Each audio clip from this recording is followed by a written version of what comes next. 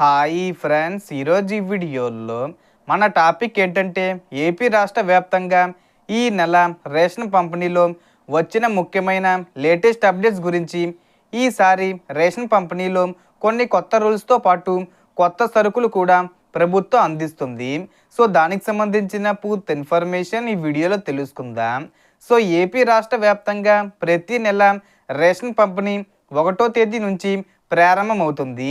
అలాగే ఈ ఫిబ్రవరి 1 నుండి కూడా రేషన్ పంపిణీ కొనసాగుతుంది. రేషన్ కార్డుల విషయానికి వస్తే ఇప్పటికే స్మార్ట్ రేషన్ కార్డుల పంపిణీ జరిగింది మరియు అందరూ స్మార్ట్ కార్డులు తీసుకోవాలని ప్రభుత్వం సూచించింది.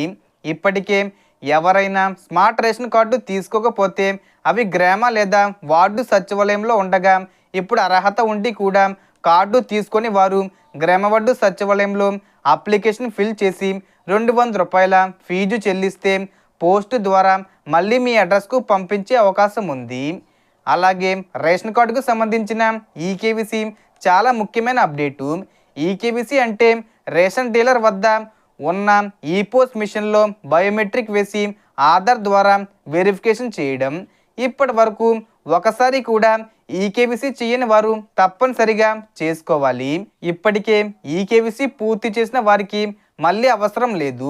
ఈకేవీసీ చేయకపోతే కార్డులో నుంచి పేరు తొలగించే అవకాశం కూడా ఉంటుంది. రేషన్ డీలర్ దగ్గర ఆధార్ నెంబర్ చెప్పి బయోమెట్రిక్ ద్వారా ఈకేవీసీ పూర్తి చేసుకోవచ్చు.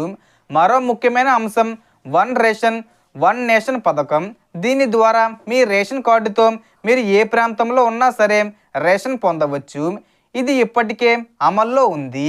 అలాగే ఏపీ ప్రభుత్వం రేషన్ పంపిణీకి సంబంధించి టైమింగ్స్ ఫిక్స్ చేసింది.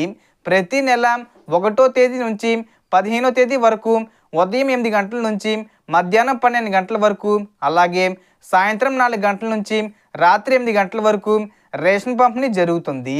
సర్వర్ సమస్యల వల్ల బయోమెట్రిక్ పడకపోతే లబ్ధిదారుల సంతకం తీసుకొని వివరాలు నమోదు చేసి రేషన్ ఇవ్వాలని ఇప్పటికే ఆదేశాలు జారీ అయ్యాయి.